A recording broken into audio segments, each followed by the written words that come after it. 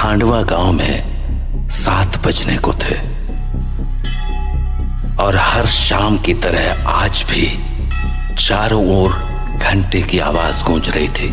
7 बजने वाले हैं, अपने अपने घरों की तरफ बढ़ते रहें। 7 बजने वाले हैं, अपने अपने घरों की तरफ बढ़ते रहें। हेलो जी राणा साहब। बोला 7 बजने वाले हैं, सब लोग घर गए या नहीं? जी राणा साहब, लगभग सब चले ही गए। लगभग? तू जानता है ना 7 बजे के बाद क्या होता है? फौरन घर भेज सबको। जी आप चिंता मत कीजिए, 7 बजने से पहले मैं सभी को घर भेज दूंगा। ठीक है, तू भी जल्द घर चले जा। जी राणा साहब, कल मिलते हैं। देव। हाँ पापा। 7 बजने वाले हैं, जाओ जाके सारे खिड़की दरवाजे बंद कर दो। हाँ पापा। 7 बजने वाला है, अपने अपने घरों की तरफ बढ़ते रहो। हे चढ़ोले सब, दुकान बंद हो गई अब। अरे काकी चाय तो पिला दे। रे बावड़े, घंटी की आवाज ना सुनी के तेने? 7 बजन को है, जल्दी से घर निकल वरना। अरे बुढ़िया तू बहुत सोचती है, ये सब बस फालतू की बातें हैं, इतना दिमाग मत लगाया कर। बब्बन बेटे, थारे से बहस करने का समय ना है हमारे पास। बेहतर होगा कि 7 बजने से पहले तू अपने घर पहुंच जा, क्योंकि अगर रास्ते में वो मिल गए ना तो दोबारा यहाँ मत आइयो, क्योंकि मैं दरवाजा ना खोलूंगी, समझ गया? जा यहाँ से अब। हाँ जाता हूँ। हाँ बोलो राणा सा। काकी सब लोग घर चले गए ना? हाँ सब चले गए। ठीक है, आप भी याद से खिड़की दरवाजे बंद कर लेना। रोज फोन करके यही बोले है तू।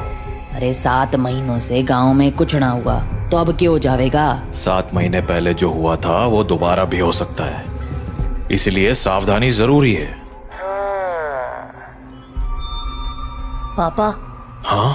सारे खिड़की दरवाजे लगा दिए। और पर्दे लगाए? पर्दे क्यों?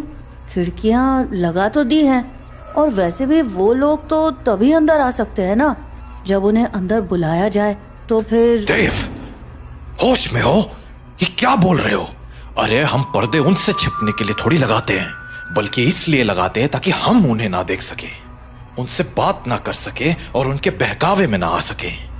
ऐसी गलती बहुत से लोगों ने की थी, उनके साथ क्या हुआ ये पूरा गांव जानता है, इसीलिए अच्छा होगा कि हम वो गलतियां ना दोहराएं।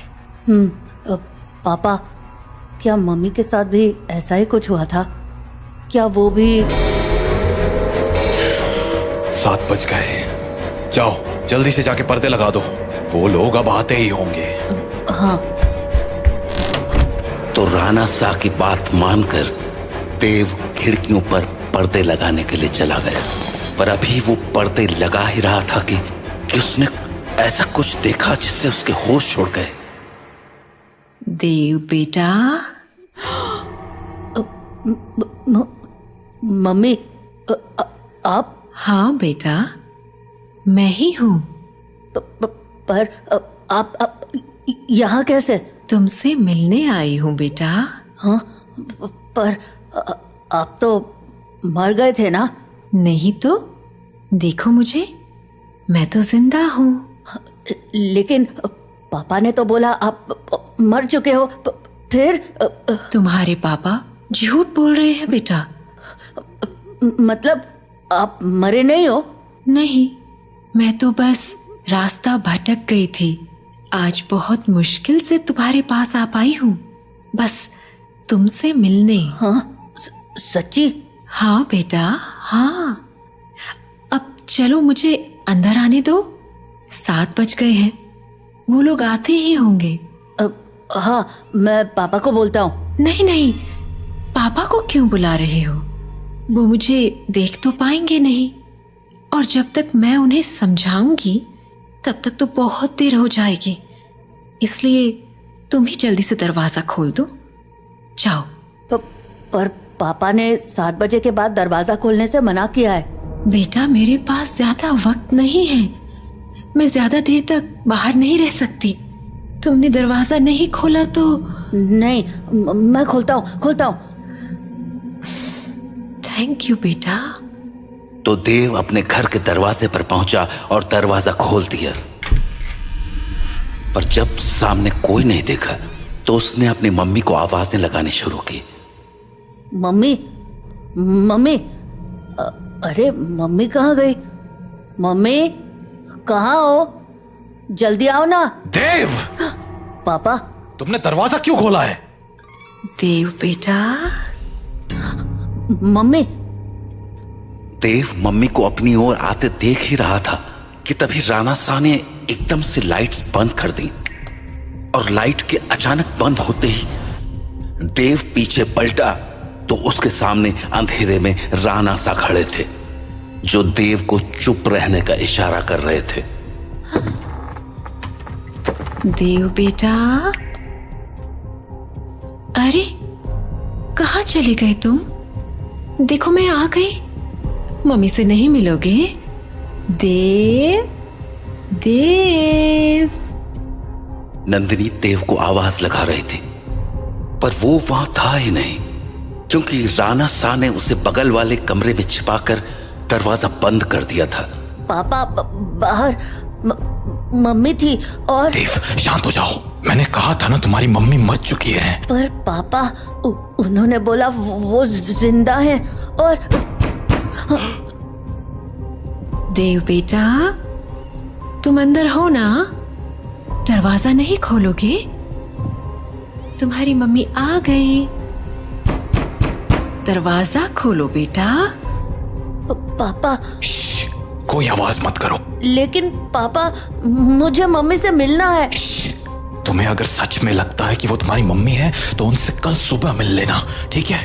पर अभी के लिए शांत हो जाओ। राणा सा, ओ राणा सा, अरे मिलने दो ना मुझे देव से। कब तक झूठ बोलोगे उससे कि मैं मर चुकी हूं? राणा सा, आप सुन रहे हो ना? पापा। बेटा बिल्कुल भी ध्यान मत दो और आंख बंद करके सो जाओ। पर पापा, मम्मी ये क्या बोल रही हैं? शांत रहो देव, कल सुबह मैं तुम्हें सब समझा दूंगा, पर अभी के लिए चुपचाप आंखें बंद करो और सो जाओ। तो देव अपने पापा के कंधे पर सर रखकर सो गया और जब सुबह हुई तो राणा सा देव को आवाज लगाते हुए बोले, देव उठ जाओ, सुबह हो गई है। हाँ, सुबह हो गई तो मम्मी से मिल सकते हैं ना अब?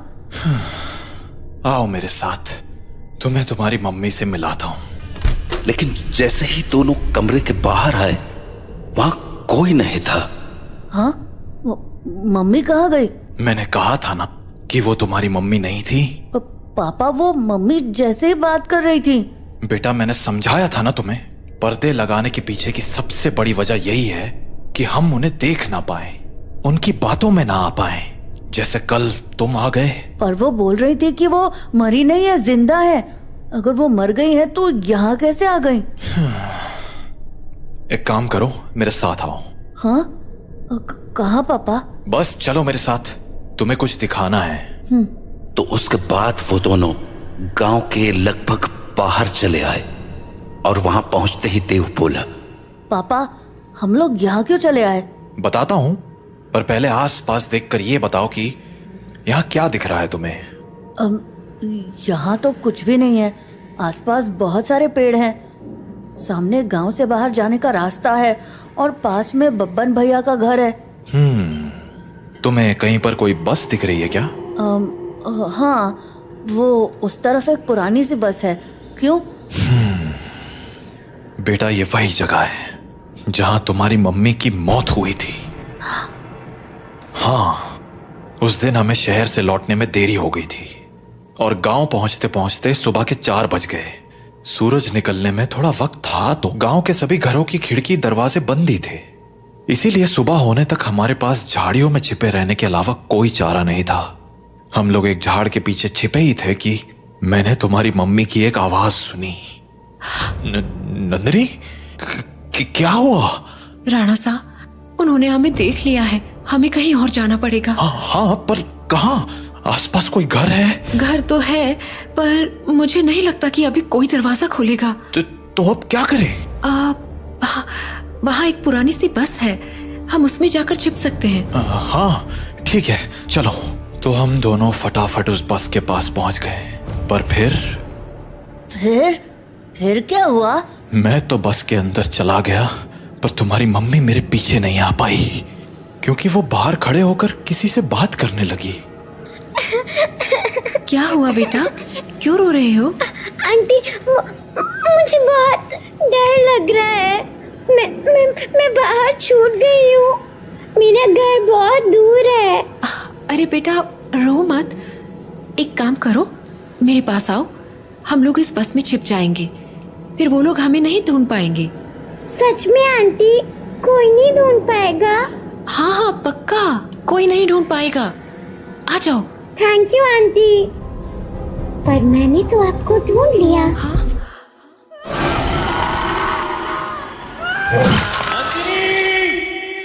मैं नंदिनी को बचाने के लिए बस के बाहर जाने लगा, पर तब तक बहुत देर हो चुकी थी।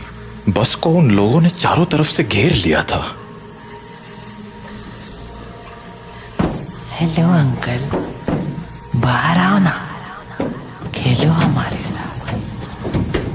और शायद मुझे देखकर हंसे जा रहे थे। हेलो अंकल, बाहर आओ ना, खेलो हमारे साथ। उन आवाजों को सुन मैं इतना घबरा गया कि अपनी जगह से हिल भी ना पाया।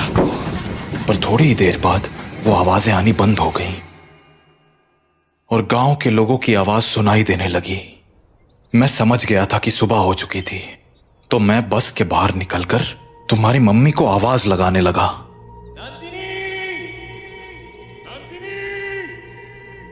पर वहां अब कोई नहीं था।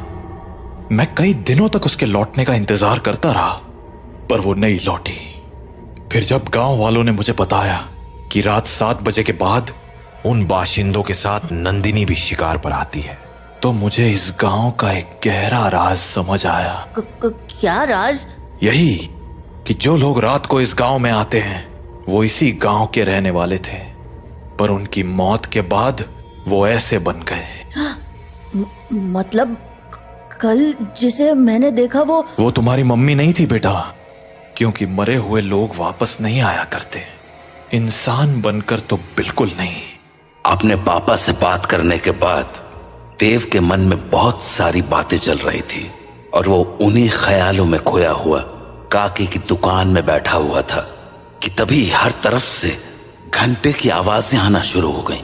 7 बजने वाला है, अपने अपने घरों की तरफ बढ़ते रहो। चलो चलो, घंटा बज गया, निकलो अपने अपने घरों को। अरे बुढ़िया, तू फिर शुरू हो गई। बोला था ना ये सब फालतू की बातें। अरे बावड़े, दिमाग फिर गया है क्या तारा?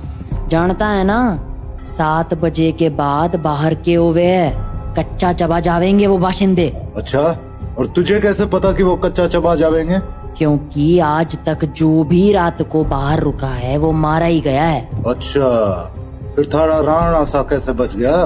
हाँ, वो भी तो फंसा था ना रात को अपनी लुगाई के साथ। मैंने बोला ना, थारी फालतू बातें सुनने के लिए हमारे पास टेम ना है। जा निकल अब यहाँ से। हाँ जाता हूँ। इतना कहकर बब्बन वहां से चला गया, पर बब्बन की बात ने देव का ध्यान जरूर खींच लिया था। तो वो भी अब ये सोचने लगा था कि उस रात उसकी मम्मी तो मर गई, पर पापा कैसे बच गए। वो ये सब बातें सोच ही रहा था कि तभी काकी बोली, अरे छोरे, हाँ बात ना सुनी क्या तूने हमारी? बोला ना घर निकल। जी काकी। तो देव हड़बड़ाता हुआ काकी की दुकान से बाहर निकल आया। वो घर के लिए निकलने ही वाला था कि उसके मन में एक और ख्याल आया और वो सीधा बब्बन के पीछे चल पड़ा। बब्बन भैया। क्या हो गया छोरे, कहाँ भागा चला रहा है? वो मुझे ना आपसे एक बात पूछनी है। पूछ। वो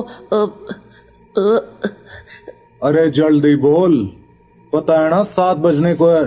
तू घर नहीं पहुंचा तो तारा बाप सर पीट लेगा। वो आप वहाँ काकी को बोल रहे थे ना कि एक रात मेरे पापा और मम्मी बाहर रह गए थे और मम्मी को तो उन लोगों ने मार दिया था, पर पापा किसी तरह बच गए। तुम्हारे पास मारी ही बात दोहराने आया है के? जल्दी पूछना के पूछने है तने। नहीं, मैं ये बोल रहा था कि आपका भी घर उसी टूटी फूटी बस के पास है ना? हाँ तो आपने कुछ देखा था क्या? कमाल है, बाप अंधा कानून और बेटा सरलॉक।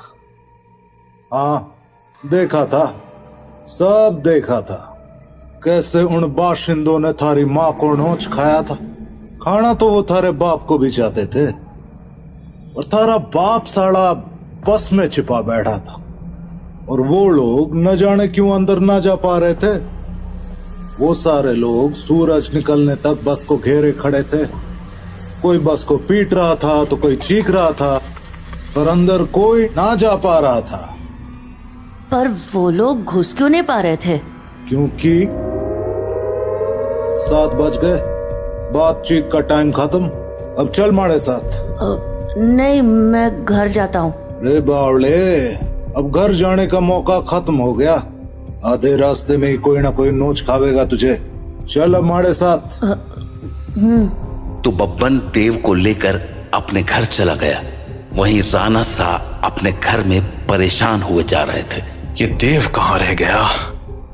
अब तक घर क्यों नहीं आया? काकी को पूछता हूं। हेलो काकी। हाँ राणा सा, मारे को लग ही रहा था कि थारा फोन आवेगा। सब लोग जा चुके हैं और दरवाजे खिड़कियां भी लगा ली हैं मैंने, इसलिए चिंता मत। काकी, देव है क्या वहाँ? हाँ देव, वो तो कब का निकल गया यहाँ से। देव घर नहीं लौटा है क्या? तुम एक काम करो सा, बाकी लोगों को फोन करके पूछ ले, क्या पता देव किसी के यहाँ रुक गया हो। ठीक है। जहाँ राणा सा देव को हर जगह ढूंढे जा रहे थे, वहीं देव बब्बन के साथ उसके घर चला आया था। तो अभी वो दोनों साथ में बैठे ही थे कि देव को बाहर से एक जानी पहचानी आवाज सुनाई पड़ी। बब्बन, ओ बब्बन, देख मैं आ गई। ये तो मेरी मम्मी की आवाज है। सही पहचाना छोड़े, तारी मम्मी ही है बाहर। अब एक काम कर, यहीं रुक और यहाँ से तमाशा देख। तो बब्बन खिड़की के पास गया और पर्दे हटा दिए।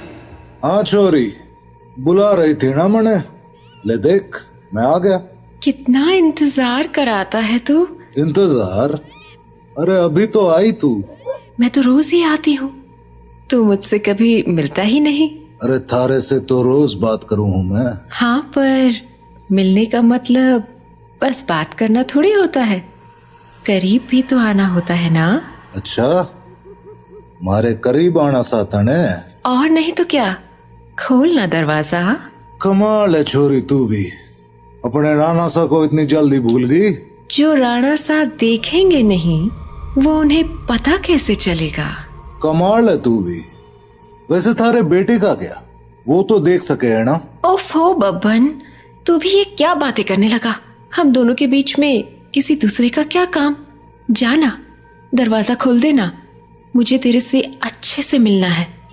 अच्छा चल ठीक है, खोल ही देता हूँ दरवाजा अब। तो बब्बन दरवाजा खोलने जा ही रहा था कि देव बोला, बब्बन भैया दरवाजा मत खोलना, वो मेरी मम्मी नहीं है। अरे यो बात तो मने भी पता है, यो थारी माँ तो अब बिल्कुल ना रही। अरे बब्बन भैया, मैं सच कह रहा हूँ, वो इंसान नहीं है। वो इंसान है या नहीं, ये तुझे अभी पता चल जाएगा, तू बस देखता जा। तो इतना कहकर बब्बन ने दरवाजा खोल दिया और सामने खड़ी नंदिनी से बोला, हाँ छोरी, मिलना था ना तने मारे से, आजा अंदर आजा। बब्बन की बात सुनकर देव के तो होश ही उड़ गए, पर तभी कुछ अजीब हुआ। उसने देखा कि उसकी मम्मी दरवाजे पर तो खड़ी थी, पर दरवाजे से अंदर नहीं आ रही थी। क्या हो गया, रुक क्यों गई, आजा अंदर। नंदिनी कुछ देर तो वैसे ही खड़ी रही, पर फिर बोले, तू बाहर क्यों नहीं आ जाता बब्बन, मैं तुमसे यहीं मिल लूंगी। अरे अभी तो अंदर बुलाने को कह रही थी, अब बाहर बुला रही। देख छोरी, आना तो तुझे ही पड़ेगा, अब सोच ले। तू भी ना बब्बन, कितना इंतजार कराएगा, आ जाना बाहर। नंदिनी के जवाबों को सुनकर देव के मन में बहुत सारे सवाल उठने लगे थे, जैसे कि उसकी मम्मी घर के अंदर क्यों नहीं आ रही थी, और वो बार बार बब्बन को बाहर आने को क्यों कह रही थी। देव धीरे धीरे बब्बन के पास पहुंच गया, पर इससे पहले कि वो बब्बन से कुछ पूछता, उसे नंदिनी ने देख लिया और वो बोली, अरे बेटा देव, तुम भी यहाँ हो? आओ ना, मम्मी से नहीं मिलोगे? कल हम मिल नहीं पाए थे ना? आ जाओ, आज मिलते हैं। देखो, बाहर तुम्हारे साथ खेलने के लिए इतने सारे बच्चे भी हैं। हम खूब मजे करेंगे। आ जाओ बेटा। नंदिनी और उसके साथ उन बच्चों की टोली को देखकर देव को डर तो बहुत लगा, पर उसने नंदिनी की बातों पर ध्यान न देते हुए बब्बन से पूछा, बब्बन भैया, दरवाजा तो खुला है और आपने मम्मी को अंदर आने को भी बोल दिया है, फिर वो अंदर क्यों नहीं आ रही हैं? और ये बच्चे भी बाहर ही खड़े हैं, क्यों? समझदार लगे तू, सही सवाल पूछना जाने।